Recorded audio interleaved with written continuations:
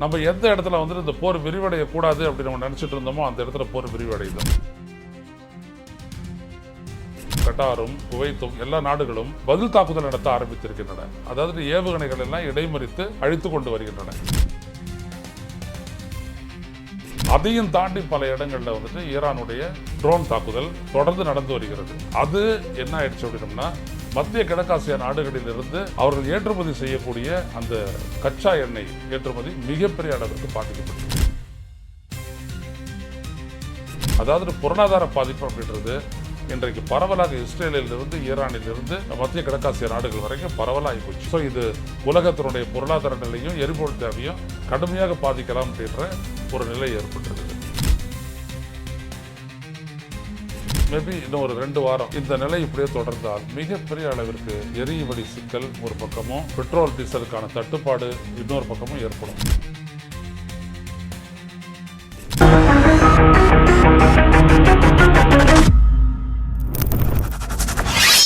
வணக்கம் தோழர்களே, ருசசேன் வாயிலாக இன்று மீண்டும் உங்களை சந்திப்பதில் பெருமகிழ்ச்சி அடைகின்றேன். ஒரு பக்கத்தில் அமெரிக்காவினுடைய குடியரசுத் தலைவர் டொனால்டு ட்ரம்ப்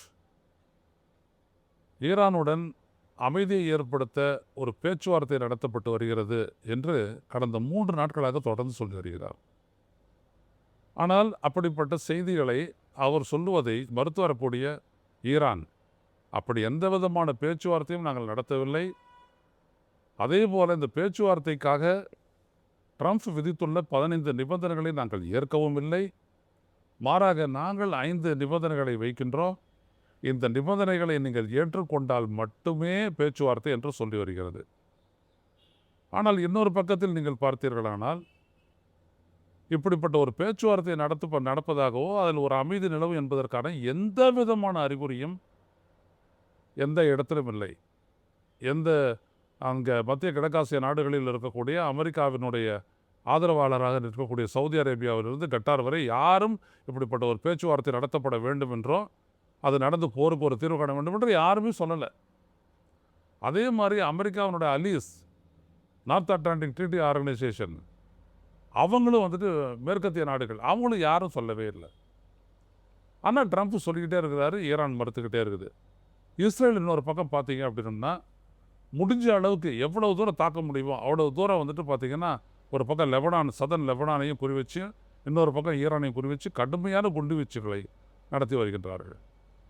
அதற்கு பதிலடியாக இதுவரை இல்லாத அளவிற்கு இரவு நேரத்தில் தலைநகர் டெல்-அவிவ் உட்பட பல இலக்குகளை குறிவைத்து, அதுவும் குறிப்பாக இந்த கொத்துக்குண்டுகளை வீசி கடுமையான தாக்குதல்களை ஈரான் நடத்தி வருவதாக இஸ்ரேலிலிருந்தே வரக்கூடிய செய்திகள் நம்மளுக்கு தெரிவிக்கின்றன. ஒன்றும் வேண்டாம், இப்போ பாருங்கள், நமக்கு எடுத்துருக்குறோம் டெஹ்ரானில் எப்படிப்பட்ட பாதிப்பு ஏற்பட்டிருக்குது, டெல்-அவிவ் இஸ்ரேலுடைய தலைநகர் மற்ற பகுதிகள்லையும் எப்படிப்பட்ட பாதிப்பு ஏற்படுத்திருக்குது அப்படின்றதெல்லாம் ஒரு ஜஸ்ட் ஒரு 2-3 நிமிஷம் இந்த கிளிப்பிங்ஸ்லாம் நீங்கள் பாருங்கள்.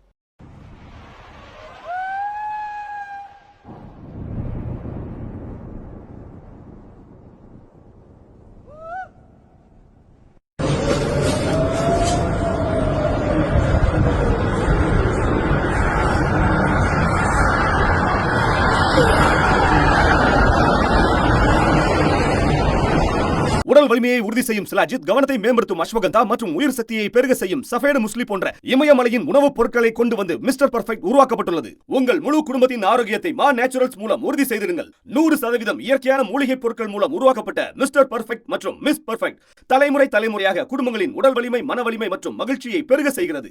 உங்கள் மகிழ்ச்சியான பயணத்தை துவங்க www.mannaturals.com என்ற இணையதளத்தை பார்வையிடவும் அல்லது வாட்ஸ்அப் எண்ணிலும் தொடர்பு கொள்ளலாம். கிட்டத்தட்ட ஒரு பேரழிவை இஸ்ரேலுக்குள் இதுவரை இஸ்ரேல் அனுபவிக்காத ஒரு பேரழிவை ஏற்படுத்தி வருகிறது ஈரான். அவனுடைய கொத்துக்குண்டுகள் தாக்குதல், மிசைல் தாக்குதல், இத்தனைக்கும் அந்த பெரிய பெரிய கோரம் ஷாகர் அதெல்லாம் போடவே இல்லை. சாதாரணமான மிசைல்களை போட்டு அடித்து இந்த அளவுக்கு, ஏன்னா அந்த அளவுக்கு இஸ்ரேலுடைய ஏவுகணை தடுப்பு அமைப்பு இருக்கு இல்லைங்களா, அந்த அயன் டோம், அது முழுமையாக முடங்கிவிட்டது. ஒரு 10 ஏவுகணைகள் வருது, இல்லை 10 குண்டுகள் வருது அப்படின்னோம்னா அதில் 1 இல்லாட்டி 2 தான் அவங்களால இன்டர்செப்ட் பண்ண முடிஞ்சுது. மற்ற எல்லாம் வந்து லேண்ட் ஆகுது, வெடிக்குது, விமான நிலையத்தில் இருந்துட்டு எல்லா இடத்துலையும், இன்னும் சொல்ல போனால் ஹைஃபா என்ற இடத்துல இருக்கக்கூடிய இஸ்ரேலினுடைய அணுசக்தி மையத்திற்கு அருகில் பல குண்டுகள் விழுந்து வெடித்திருக்கின்றன. ஏன்னா அமெரிக்காவும் இஸ்ரேலும் நேராக வந்துட்டு ஈரானுடைய அந்த அணு மையங்களை குறிவைத்து குண்டுகளை வீசிக்கொண்டிருக்கின்ற நிலையில் அதற்கு பதிலடியாக ஈரான் இதை செய்து கொண்டு வருகிறது.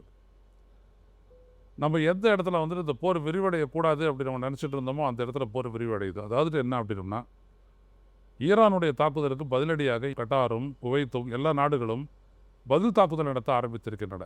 அதாவது ஏவுகணைகள் எல்லாம் இடைமறித்து அழித்து கொண்டு வருகின்றன. அதையும் தாண்டி பல இடங்களில் வந்துட்டு ஈரானுடைய ஏவுகணைகள், அப்புறம் இந்த ட்ரோன் தாக்குதல் தொடர்ந்து நடந்து வருகிறது. அது என்ன ஆயிடுச்சு அப்படின்னம்னா, மத்திய கிழக்காசிய நாடுகளிலிருந்து அவர்கள் ஏற்றுமதி செய்யக்கூடிய அந்த கச்சா எண்ணெய் ஏற்றுமதி மிகப்பெரிய அளவிற்கு பாதிக்கப்பட்டிருக்கிறது.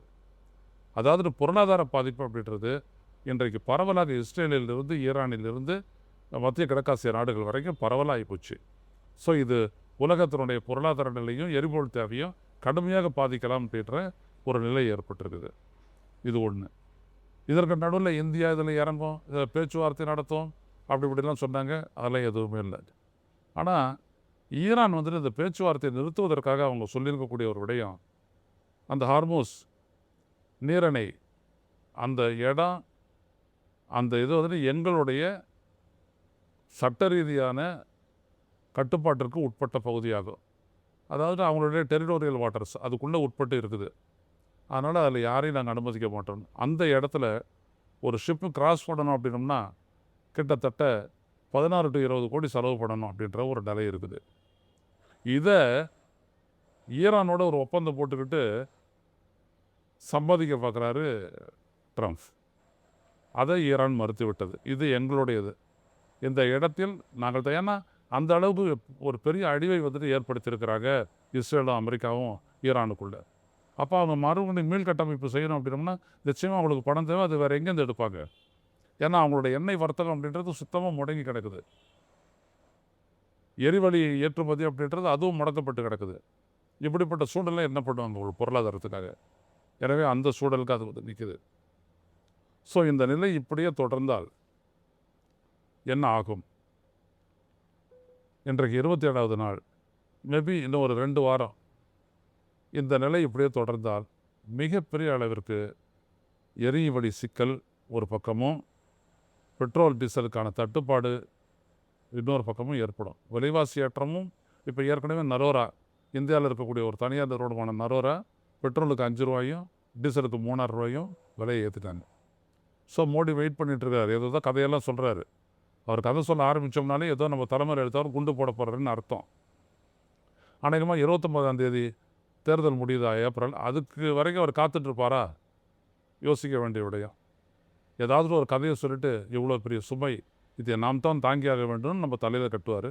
அப்படி ஒரு சூழல் ஏற்பட்டு கொண்டிருக்கிறது. ஆக உலகத்தினுடைய பொருளாதாரமும் இந்த எரிபொருள் சிக்கலும் மிகப்பெரிய அளவிற்கு விஸ்வரூபம் எடுக்கக்கூடிய ஒரு தருணத்தை நோக்கி இந்த போர் சென்று கொண்டிருக்கிறது. மீண்டும் அடுத்தடுத்து வரக்கூடிய நிகழ்வுகளை மறுபடியும் நாளைக்கு பேசுவோம். மீண்டும் சந்திப்போம். தொடர்ந்து நன்றி, வணக்கம். ஊடகம் கார்ப்பரேட் அரசியல்வாதிகளின் கைப்பாவையாக அடிமைகளாக இருந்தது போதும். இனி சாட்டை எடுத்து சுழற்றும் நேரம் வந்துவிட்டது. ஊடகம் பொதுமக்களாகிய உங்களுக்காக, உங்களாலேயே இயக்கப்பட வேண்டும். ஊடக சுதந்திரத்திற்காக உங்களின் பங்களிப்பை இன்றே அளித்திடுங்கள்.